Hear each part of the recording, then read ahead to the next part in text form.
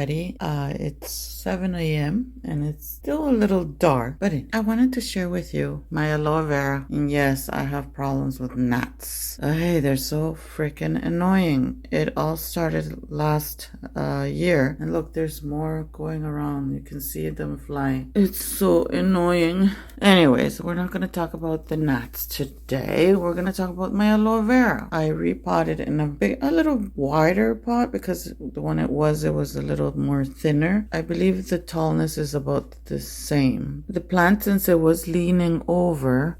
leans over for the bright light, these months we haven't been getting enough sun. Maybe we will get once a week sun, and not even that long, maybe for a few minutes. So unfortunately, these months we have not been getting enough sun. That's why it's even turned more to the window, searching for light. Okay, so anyways, that's not what I'm here to talk about. So when I took out the plant, the bottom part of it, which is there appearing a little bit, it was way long, and it was so very long, and then at the bottom curved or something. At the bottom it had a lot of roots all the way to a little bit further, a good amount of roots. So what I did is leave some roots, cut the bottom, and leave the bottom one side. I was going to discard, but I said, you know what, let me leave it in another pot with soil and let's see what happens, right? But the rest I left there, and it still had roots. So I just put it in there, repot it. Yeah, so it's doing well. Finally, it's been, I think, more than 2 months. Well, like I said, it's lacking more bright light, more sun, because it does receive sunshine right after March. It starts getting more sunshine, and it comes through this window. So it does take like an hour at the evening mostly. Yeah, so that's what I did to this plant. So when I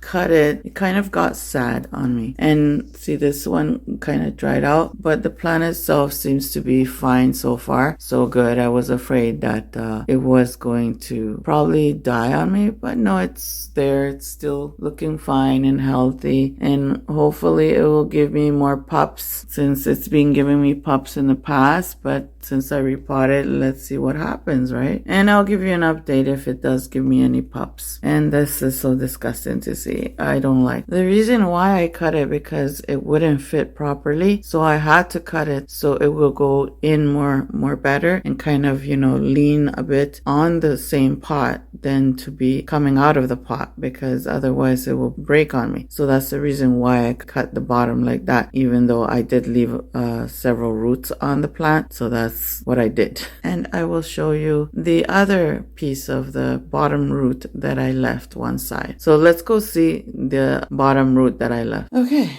I have it here. See, there's the other piece. There's a new aloe vera growing on it.